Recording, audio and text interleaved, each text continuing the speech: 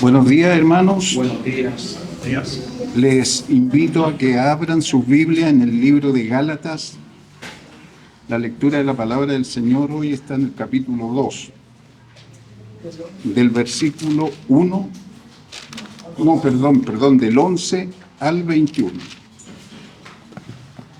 Del versículo 11 al 21. Bueno, esta palabra que está en la Biblia, habla de lo siguiente: cuando el apóstol Pablo reprende a Pedro en Antioquía, y la palabra dice lo siguiente: pero cuando Pedro vino a Antioquía, le resistí cara a cara, porque era de condenar. Pues antes que viniesen algunos de parte de Jacobo, comía con los gentiles, pero después que vinieron, se retraía y se apartaba porque tenía miedo de los de la circuncisión. Y en su simulación participaban también los otros judíos, de tal manera que aún Bernabé fue también arrastrado por la hipocresía de ellos. Pero cuando vi que no andaban rectamente conforme a la verdad del Evangelio, dije a Pedro delante de todos: si tú, siendo judío, vives como los gentiles y no como judío, ¿por qué obligas a los gentiles a judaizar?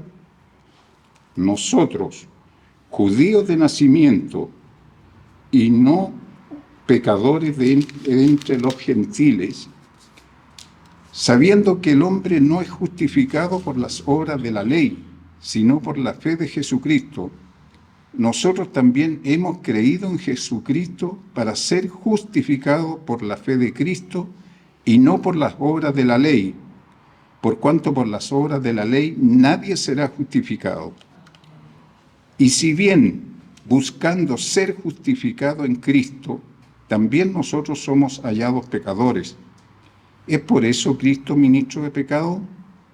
En ninguna manera, porque si las cosas que destruí, las mismas vuelvo a edificar, transgresor me hago. Porque yo por la ley soy muerto para la ley, a fin de vivir para Dios. Con Cristo estoy juntamente crucificado, y ya no vivo yo, mas vive Cristo en mí. Y lo que ahora vivo en la carne, lo vivo en la fe del Hijo de Dios, el cual me amó y se entregó a sí mismo por mí. No desecho la gracia de Dios, pues si por la ley fuese la justicia, entonces por demás murió Cristo. Amén. Muchísimas gracias, hermano Gamaliel, por esa lectura sublime.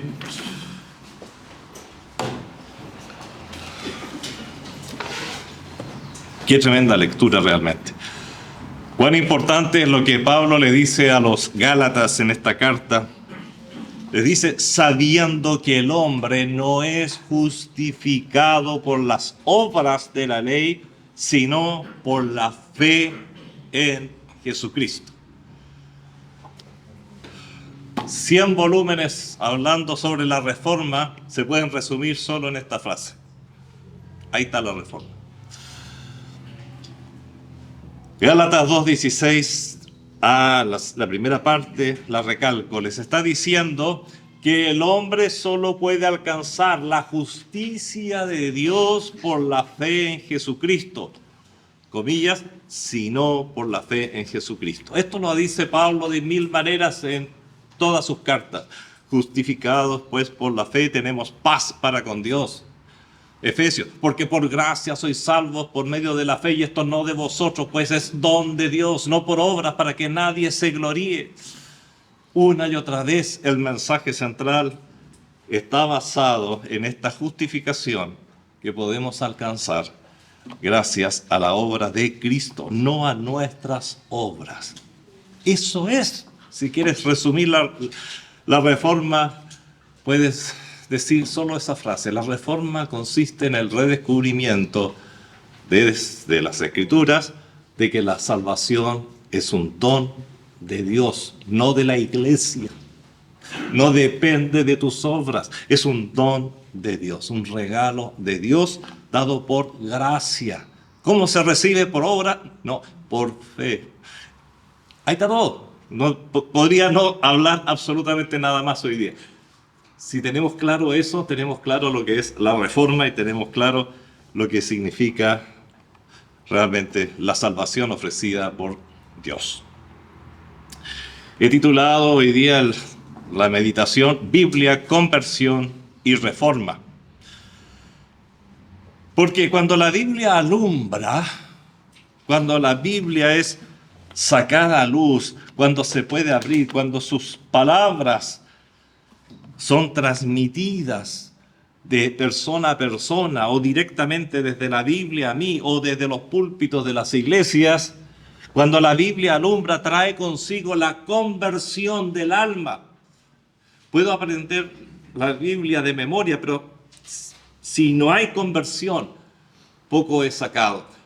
La gracia es que en la Biblia encontramos los elementos para que se produzca la conversión del alma, lo que produce a su vez cambios radicales, o sea, de raíz en la persona. Cambios que serán reconocidos externamente por conductas que buscan agradar y glorificar a Dios en todo. Por eso una persona que dice, yo soy convertido, yo soy cristiano, yo asisto a la iglesia, pero no hay conductas externas que muestren lo que está sucediendo en el interior, y es imposible no poder mostrar lo que está en el interior a través de las conductas externas. Puedo dar el beneficio de la duda. Hermanos queridos, cuando la Biblia alumbró en el siglo XVI, trajo consigo la conversión de multitud de almas, incluyendo a una importante fracción del clero, al punto de que hubieron conventos enteros que se convirtieron al Señor. Así también como nobles, como príncipes electores, príncipes especialmente importantes dentro del contexto europeo, porque eran los que tenían poder para elegir al príncipe superior, digámoslo así, al emperador. Y entre ellos hubieron multitud de conversiones. Lo anterior levantó un clamor por la reforma del sistema religioso dominante que estaba en poder de hombres, que tenía la Biblia bajo absoluto control y totalmente puesta debajo del almud, usando las palabras de nuestro Señor Jesucristo. Nadie pone la luz debajo de un almud, sino que la expone. Bueno, la Biblia estaba escondida, prohibidísima de ser traducida a las lenguas comunes, prohibidísima para ser leída por el pueblo. La reforma religiosa del siglo XVI fue el resultado, por eso lo digo y lo repito y lo repetiré, del rescate de la Biblia, el libro de las palabras vivas. Esta fue devuelta nuevamente al pueblo, tal como Dios lo quiso desde un principio, que el pueblo tuviera la Biblia. ¿En qué? En su idioma original, porque la Biblia es para comunicar, es una carta de Dios al hombre. No es una carta enviada a una persona para que esa persona la explique y haga lo que quiera con ella. No, es dada a la humanidad. Nuestro Señor Jesucristo habló en el idioma, incluso la Biblia está escrita en el griego koiné, que es el griego común, es el griego que hablaba al pueblo, no el griego de las élites. Y está para comunicar un mensaje. Bueno, la Reforma volvió a transformar la Biblia en eso, un libro con un lenguaje comprensible para el ser humano, para empezar en su propio idioma. Esto trajo como fruto, como decía, multitud de encuentros personales con Cristo, transformando lo que podríamos llamar la religiosidad natural. Todo hombre es religioso por naturaleza, pero lamentablemente si no se encuentra con el rector de su religión, va a caer en malas manos. Bueno, esta religiosidad se transformó en una auténtica vivencia, una vivencia redentora, una vivencia de salvación. Y luego esto de inmediato exigió reformas, como decía recién, me estoy de alguna manera repitiendo, al sistema religioso oficial. sistema frío, sistema carente de todo espíritu bíblico, y no solamente eso, sino que había escondido la Biblia al pueblo y sí que exigió reformas. En esta oportunidad quiero invitarles a recordar una brevísima parte de la reforma, destacando algunos de los esfuerzos por sacar justamente a luz la Biblia para que ella a la vez iluminara. Y especialmente quiero limitar esta tremenda idea, porque podrían dar para muchos tomos de libros. Quiero limitarme al habla castellana, ni siquiera española, porque español significa muchos dialectos e idiomas, al habla castellana. Alguien dirá, vamos a hablar de Reina y Valera. No, voy a hablar de otros aspectos un poquito más desconocidos y quizás totalmente desconocidos para muchos cristianos. Primer punto, la Biblia. Los tres elementos considerados, Biblia, conversión y reforma, son inseparables, pues son las Escrituras las que con su mensaje inspirado y asociado a su autor, ¿quién es el autor de la Biblia? El Espíritu Santo. Él vino a revelar todo lo que está allí. Bueno, esto nos lleva al conocimiento de la condición del propio corazón y con ello nos lleva ¿a qué? Al arrepentimiento y a la auténtica conversión. Luego es imposible que no se hayan reformas en nuestra vida, desde algunas muy simples hasta otras que pueden ser muy complejas, porque el ser humano va a comenzar a ser reformado desde el mismo momento en que Cristo entre al corazón. Pensemos que yo recibo a Cristo como mi Salvador, Él me entrega el Espíritu Santo como guía y el Espíritu Santo va haciendo transformaciones, va cambiando, va ordenando la casa. Y bueno, todo esto puede ser sencillo, pero también pueden ser cosas difíciles, quizás cambios de carácter, algo bastante complicado, ¿no es cierto? O cambios más sencillos, por así decir, sencillos entre comillas, porque muchas veces luchamos toda la vida contra algunas de estas costumbres y no las podemos evitar, pero con ese nuevo habitante de nuestra vida podemos eliminar, por ejemplo, vicios, malos hábitos, pero también adquirir nuevos hábitos como la lectura diaria de la Biblia, buscando lo que Dios quiere para mí. Oración, la participación en la iglesia. Muchas veces hay un cambio de trato a nivel familiar. Bueno, siendo la Biblia la piedra fundamental de donde proviene todo lo que debemos saber y ser, es que valorizamos tanto la aparición de la Biblia completa en nuestro idioma y a partir de las lenguas originales. Por ello decimos que septiembre, por ejemplo, mes recién pasado, es el mes de la Biblia, porque un 28 de septiembre del año 1569 salió a luz por primera vez en la historia de la humanidad la versión completa de la Biblia en castellano a partir de la traducción de los idiomas originales de las Escrituras, del griego y el hebreo. Por eso esa fecha la guardamos y hablamos de septiembre como mes de la Biblia. Sabemos que esta tremenda tarea la realizó un señor llamado Casiodoro Reina. Casiodoro de Reina, quien se encontraba exiliado en Basilea, en Suiza, justamente por ser un amante de la Biblia, perseguido por la Inquisición. Y posteriormente el señor Cipriano de Valera dedicó una parte de su tiempo durante 20 años a revisar el trabajo que había realizado antes el señor Reina. Por eso esta Biblia la llamamos Reina Valera, porque son los dos grandes traductores, el traductor y el corrector, que están detrás de ella, y es esa obra maestra. Dicen que es una obra de un carácter tan grande como lo puede ser, o superior, por supuesto, a lo que es el Quijote, y me refiero particularmente al lenguaje utilizado. El castellano que se utilizó para traducirla es el mejor de su época, está a la altura del castellano en el que está escrito el Quijote de la Mancha y la mejor literatura castellana que existe. Así que tenemos algo muy bueno, amados hermanos. Pero hay más, hay mucho más. Es importante destacar y valorizar la Biblia que tenemos en nuestras manos. Porque hoy día hay tantas Biblias. Hay dos formas de neutralizar algo. Una es achicar ese algo hasta el punto que nadie lo tenga. Y otro es colocando tanto de ese algo que ya nadie le interese. Por ejemplo, en el tiempo de la Reforma, y en algunos lugares del mundo, hoy día mismo, en lugares donde la iglesia es muy perseguida, tener una hoja de la Biblia, una hoja de Gálatas, por ejemplo, como la que se leyó hoy día, es un tesoro tremendo que va de mano en mano y se valoriza mucho.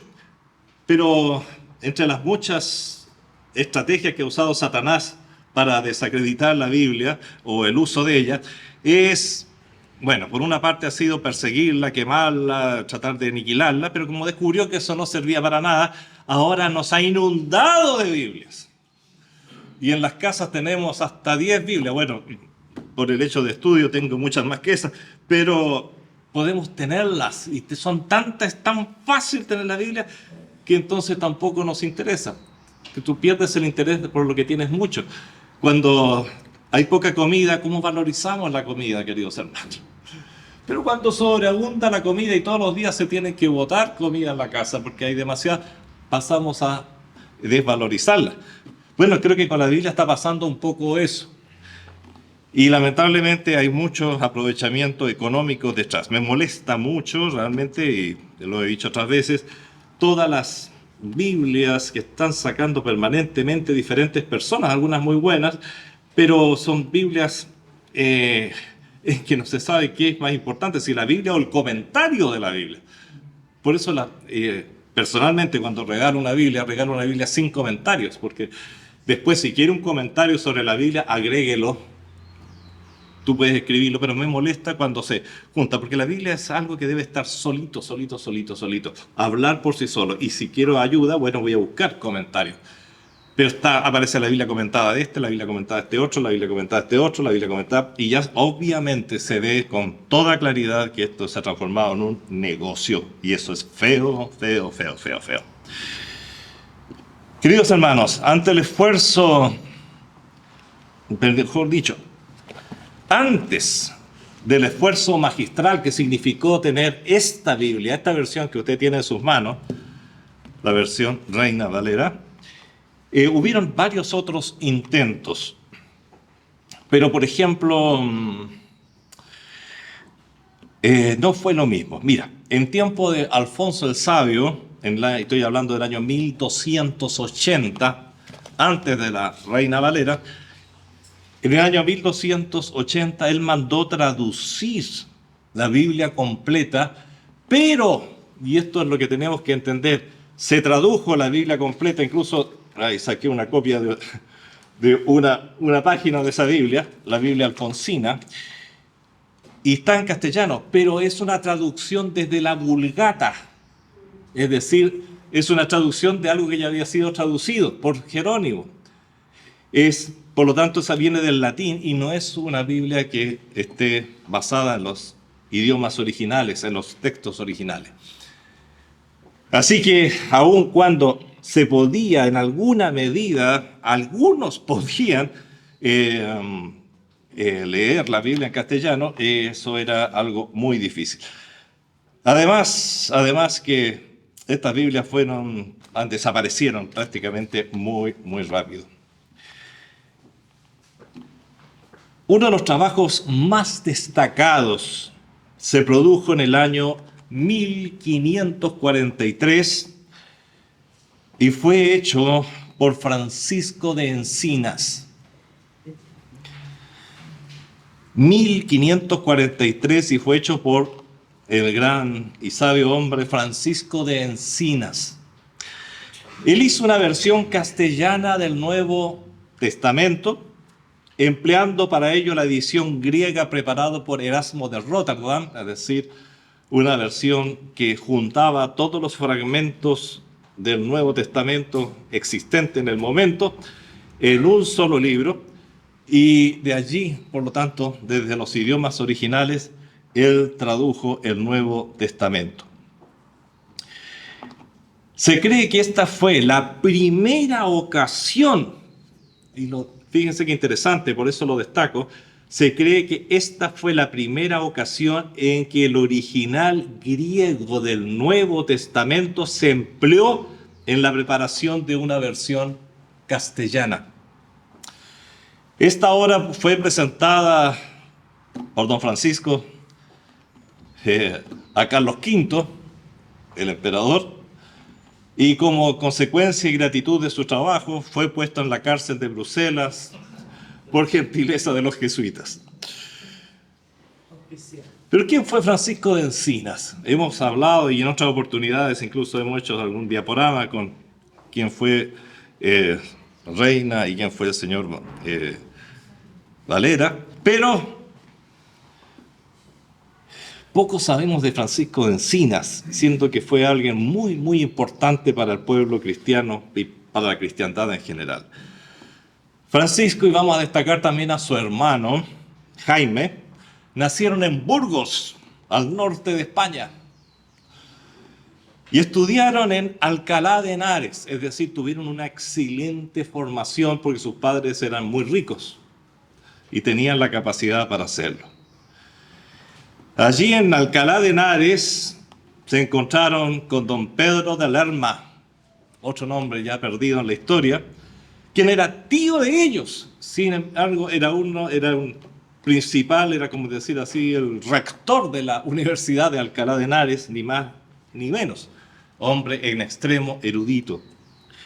Y él los inició en el estudio de la Biblia. En 1540 se dirigieron los dos hermanos, Jaime y Francisco, a Lovaina, en Bélgica, para terminar y perfeccionar sus estudios. El padre estaba muy interesado de que fueran muy bien preparados estos jóvenes. Y allí encontraron, oh sorpresa, maestros que simpatizaban con la Reforma, es decir, familiarizados con la Biblia y simpatizaban con este movimiento de la Reforma protestante, quienes ayudaron a afirmar las verdades bíblicas en Francisco y en Jaime. Jaime de Encinas adquirió fuertes convicciones, creo que antes incluso de Francisco, por lo que su padre, viendo que esto era delicado, era peligroso y podía terminar muy mal, lo envió a Roma para, por así decir, entre comillas, purificar el alma de Jaime, porque él no participaba de las ideas de sus hijos, ni de los reformadores, y él quería borrar toda la simpatía que tenía Jaime y Francisco hacia la Reforma. Pero sus convicciones, y ahora vuelvo a Jaime en particular, fueron más fuertes que las ideas religiosas de su padre, de la tradición. Y cayó, estando en Roma, en manos de la Inquisición, quienes lo quemaron vivo. Y agrego vivo porque muchas veces había un dejo de misericordia y primero ahorcaban a la persona y después la quemaban. En otros casos, como históricamente está demostrado, daban un garrotazo en la cabeza para matarlo del garrotazo y después lo quemaban, pero no, a él lo quemaron vivo para que sufriera al máximo. Pero antes dio testimonio de su fe en Cristo al Colegio de Cardenales, al Papa Pablo III, quien estaba en ese momento, y tiene la característica de haber sido el primer mártir de la Reforma del siglo XVI en Italia. Habían otros mártires en otros lugares, pero en Italia fue el primer mártir de la Reforma. Y por eso digo, son nombres desconocidos, pero son parte de los héroes que nos precedieron. ¿Qué pasó con Francisco?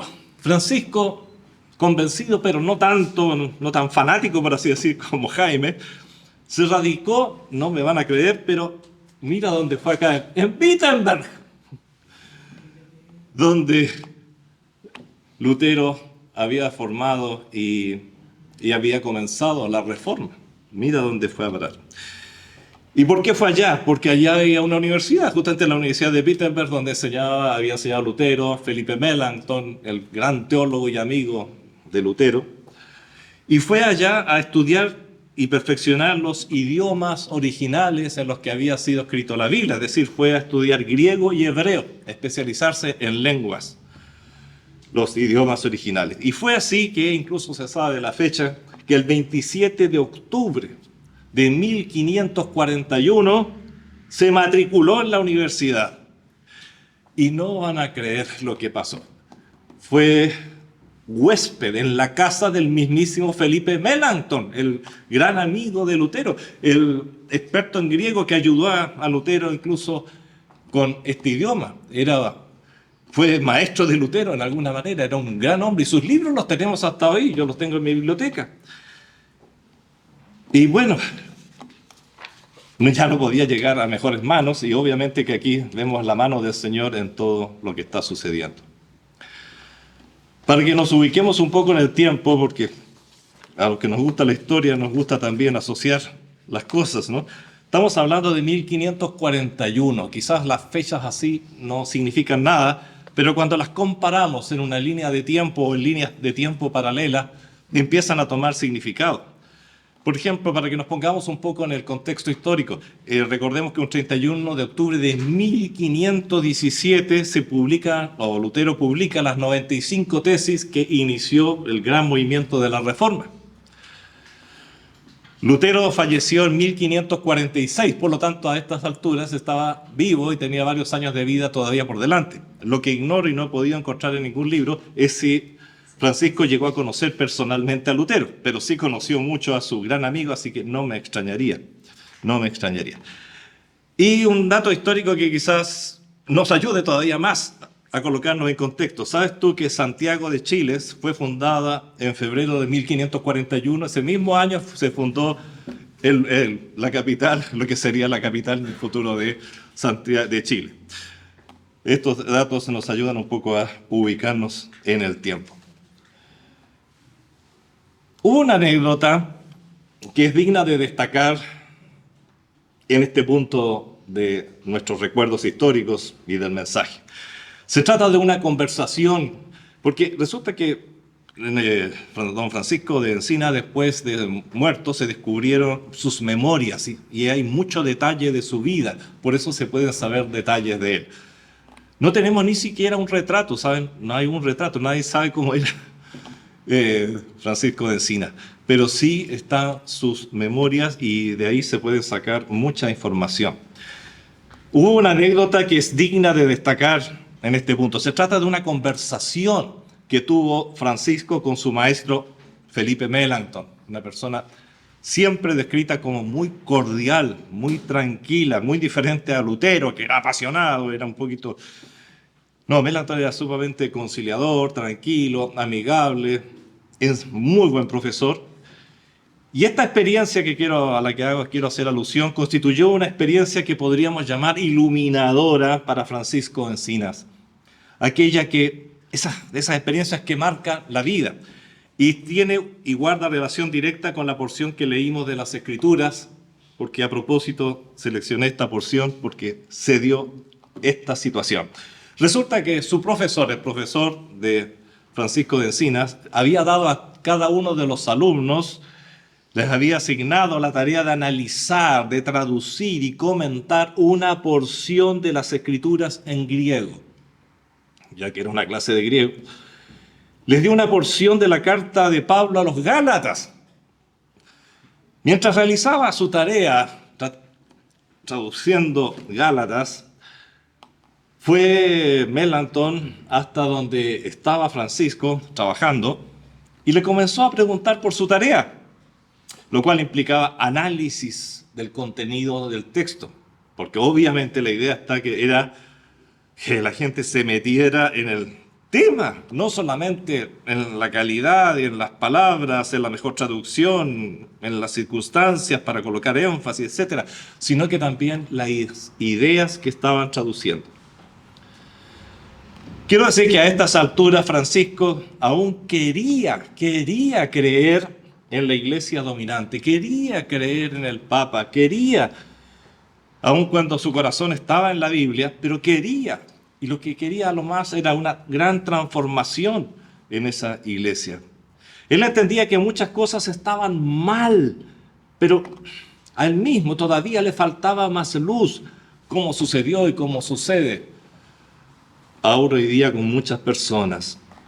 Pues bien, dentro de este contexto y en este momento histórico de la vida de Francisco de Encinas, Melanchthon, usando la epístola a los Gálatas, le termina de iluminar el entendimiento del joven Francisco y leen juntos la porción que vimos ahora, pero especialmente destacando, y voy a destacar el versículo 16, donde dice: sabiendo que el hombre no es justificado por las obras de la ley. Es Pablo hablándole a los Gálatas que estaban tratando de hacer una mezcla entre la gracia de Dios y la ley judaica.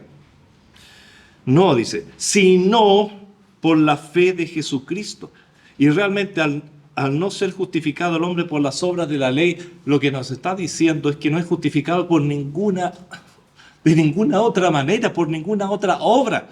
Pensemos que las obras de la ley eran las más perfectas obras que el hombre pudiera hacer. Y lo que está diciendo Pablo es que ni siquiera por las más perfectas obras que el hombre pudiera hacer podía alcanzar la salvación. Entonces, lo que está diciendo Pablo aquí es muy profundo. Y sigo leyendo, sino por la fe de Jesucristo. Sino por la fe de Jesucristo. Por lo que se sabe, esto fue el momento que por fin, como decimos en Chile, le cayó la teja. Se iluminó la mente de Francisco y entendió la obra de salvación. Y remata, dice la anécdota, con los versos 20 y 21, porque más adelante lo vuelve a tomar. Con Cristo estoy juntamente crucificado y ya no vivo yo, mas vive Cristo en mí. Nos está hablando acá del cambio que se produce cuando yo recibo a Cristo por fe. Y lo que ahora vivo en la carne, lo vivo en la fe del Hijo de Dios, el cual me amó y se entregó a sí mismo por mí. No desecho la gracia de Dios, pues si por la ley fuese la justicia, si por las obras fuese la justicia, podríamos ampliarlo. Entonces por demás murió Cristo. Por demás murió Cristo. Bueno, todas estas palabras explicadas por un maestro de teología y también de griego como era Melanchthon, Felipe Melanchthon, las recibió nuestro querido amigo Francisco de Encinas. Al considerar este episodio tan marcador en la vida de Francisco, es posible pensar que este fue realmente el momento de la real conversión de Francisco de Encinas, porque tú puedes amar mucho, estar muy cerca del Señor, pero no estar convertido. Es como cuando dos personas están de novios o están cerca de estarlo, y por más enamorado que esté uno del otro, por ejemplo, imaginemos el caso de un varón, es totalmente rendido a los pies de una dama, pero mientras no le diga que la ama, no va a haber nunca un clic. Al Señor no solamente la idea es estar cerca del Señor, sino rendirse a Él. Más adelante, ¿qué hizo Francisco? Con este impulso tremendo que recibió allí en Wittenberg, con este impulso tremendo que recibió de su maestro Felipe Melanchthon, él tradujo el Nuevo Testamento completo. Se dio ese trabajo. Siempre es interesante saber quiénes estuvieron detrás de una Biblia, porque eso nos puede decir mucho de la Biblia traducida. Fue realmente un hombre convertido de todo corazón. Luego, estando en Bélgica, fíjate, recién publicó la traducción hecha. No fue al tiro. Razón por la cual, de ahí llegó lo que decíamos antes, se la entregó, qué sé yo, al emperador, pero hizo que los jesuitas lo encarcelaran. Sin embargo, y la historia es fascinante, les invito alguna vez a leer con más detalle de la vida de este hombre. Sin embargo, antes de pronunciarse la sentencia contra Francisco, logró huir y se dirigió ¿a dónde? A Wittenberg de nuevo. Allí se encontró de nuevo con Melanchthon, quien lo apreciaba grandemente y lo recibió en su casa de nuevo como grandes amigos. Posteriormente a esto, ya con cartas de Melanchthon, fue a Inglaterra, donde fue muy bien recibido y otra vez, vamos de sorpresa en sorpresa, por el mismísimo Cranmer, otro gran reformador, quien le hizo nombrar profesor de griego en la Universidad de Cambridge. Oye, eso significa alto nivel. En 1552 viajó, otra sorpresa más, a Ginebra para conocer en persona a Calvino, con quien mantenía correspondencia desde antes. Después viajó a Estrasburgo, en Francia, donde falleció en diciembre de ese año. Es una vida impresionante. Y falleció, bueno, se casó, tuvo 2 hijas, para que los que quieran saber un poco más de él. Y después que falleció, un par de meses, falleció también su esposa. Fallecieron por la peste. Eso fue lo que se los llevó. Bueno, con todo esto que hizo Francisco de Encinas, el gran Francisco de Encinas, ¿sabe a qué edad murió? ¿Cuánto vivió? 34 años. ¿Quién está cerca de los 30? 34 años. Hizo todo lo que les he dicho y mucho más para llenar libros. Por eso es un gigante, hermanos. No importa la cantidad de años que el Señor te haya dado, lo importante es qué estás haciendo con esos años. Por eso he querido también, y a propósito, busqué también a Encinas porque es un ejemplo para la juventud y para todos nosotros como personas, como cristianos. Qué difícil le fue, pero por la gracia del Señor hizo tanto. Posteriormente su obra fue absolutamente confiscada, se quemó todo, se salvaron algunos ejemplares. Incluso logré encontrar ahí una tapa, digamos, de uno de los ejemplares que existe hasta el día de hoy en un museo de la Biblia de él. El Nuevo Testamento de nuestro Redentor y Salvador, es castellano antiguo, Jesucristo, traducido de griego en lengua castellana por Francisco de Encinas, dedicado a la Cesárea Majestad. Y es interesante lo que le escribía a la Cesárea Majestad, nombre que se usaba para el emperador romano en ese momento, especialmente a quien él estaba dedicando. Bueno, le colocó el siguiente porción: no se aparte el libro de esta ley de tu boca, antes con atento ánimo estudiarás en él de día y de noche, para que guardes y hagas conforme a todo aquello que está en el escrito, porque entonces harás próspero tu camino y te gobernarás con prudencia. Decirle esto al emperador. Hermanos queridos, esa es la Biblia. Es parte de la historia de nuestra Biblia en castellano. Es muy importante que nosotros la conozcamos. Pero, ¿qué es lo que hace la Biblia con la persona? Lo hemos dicho en varias maneras. ¿Qué es lo que pasó con la Biblia cuando Martín Lutero se encontró con la Biblia? Cuando Juan Calvino se encontró con la Biblia, cuando John Tyndall se encontró, cuando Ulrico Zwinglio, cuando Santiago Lefebvre, cuando Guillermo Farel, cuando Juan Wycliffe, cuando Juan Hus, cuando Pedro Baldo, cuando Arnoldo de Brescia, cuando Pedro de Bruy, cuando Jerónimo de Savonarola. No, si la reforma no fue de una persona, no fue de Lutero que se volvió loco, son cientos, miles de personas de mucha autoridad que se encontraron con la Biblia.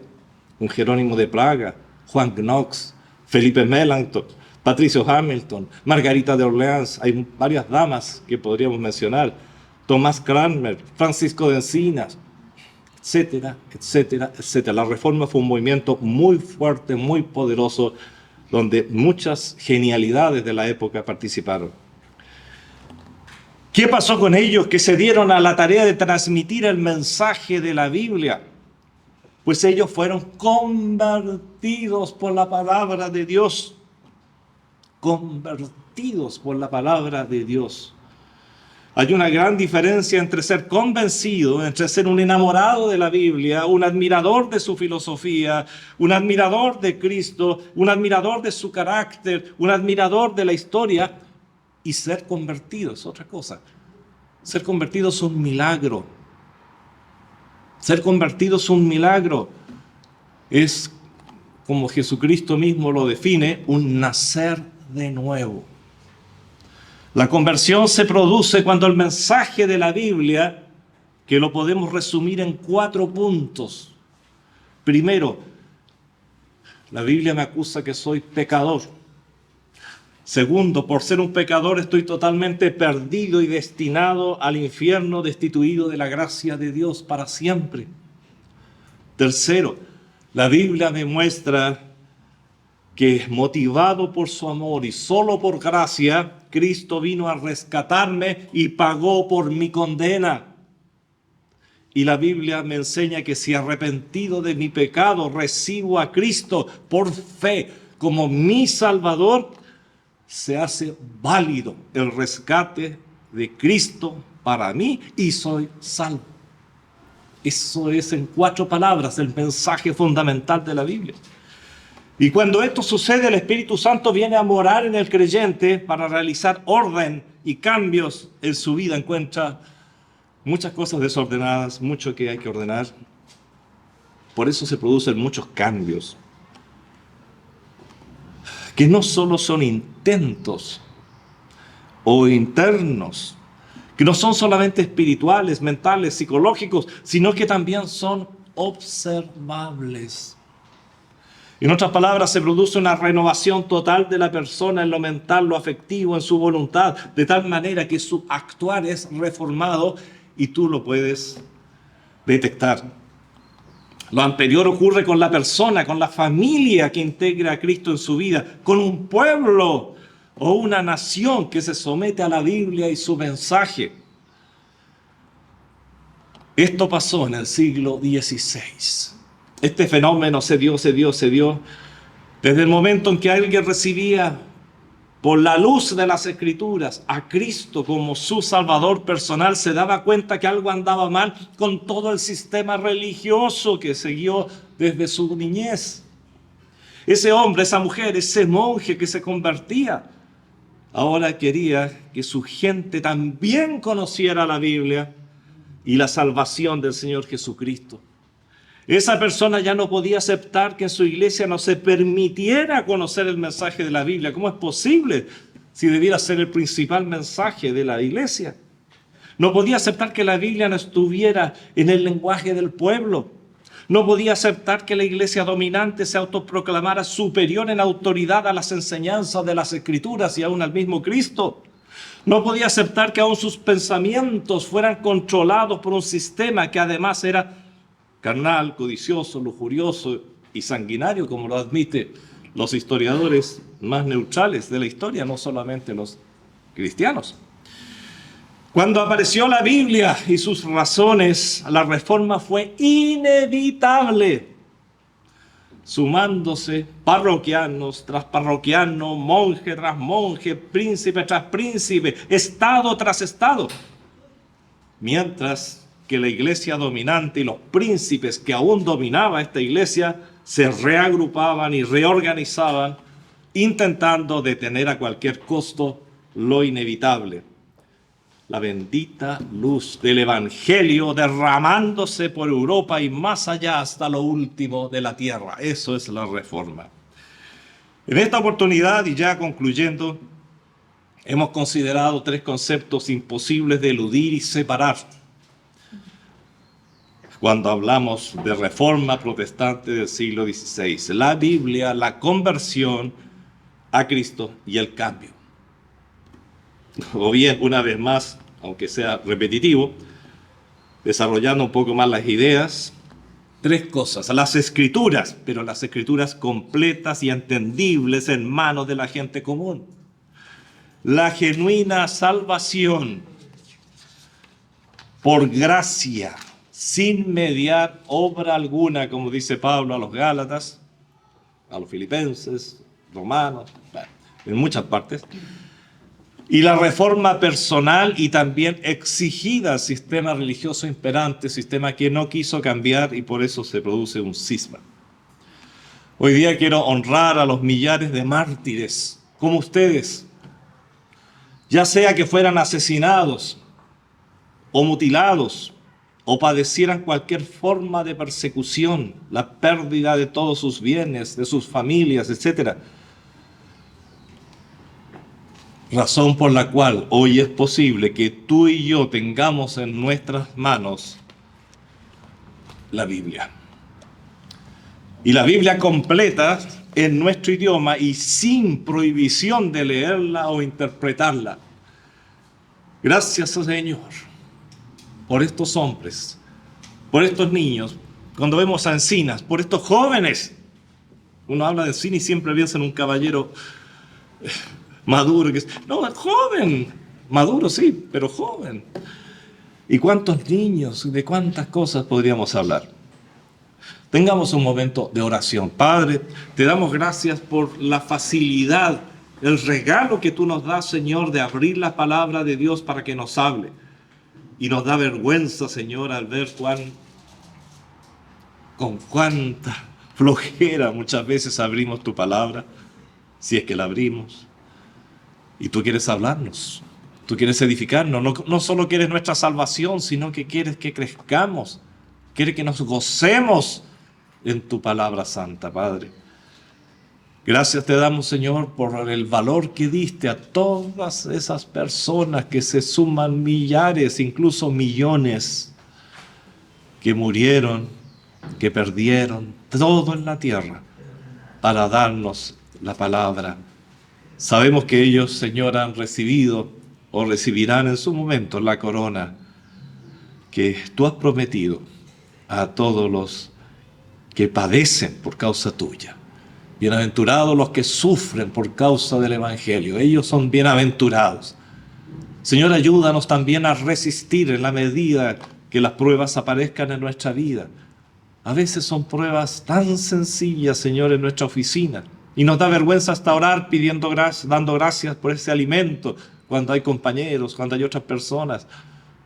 Señor, no merecemos ser llamados tus hijos, pero tú nos conoces, Señor. Perdona nuestra indignidad, Señor. Y ayúdanos a valorizar más lo que tú nos has dado, lo que significa estos momentos, y motívanos a transmitir tu mensaje santo a otros. En el nombre de Jesús. Amén.